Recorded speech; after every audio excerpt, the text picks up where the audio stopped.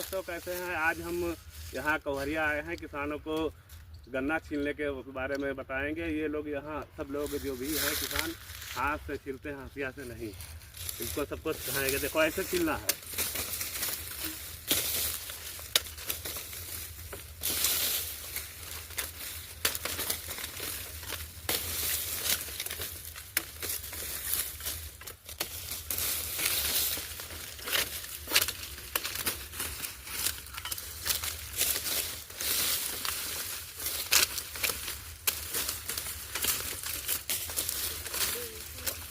machine समझो छील अरे जा छील कौन सही छील कौन सही बहुत हो गया छील कौन सही हां छील ले तुम दूध गन्ना छीलता है छील के दिखा दो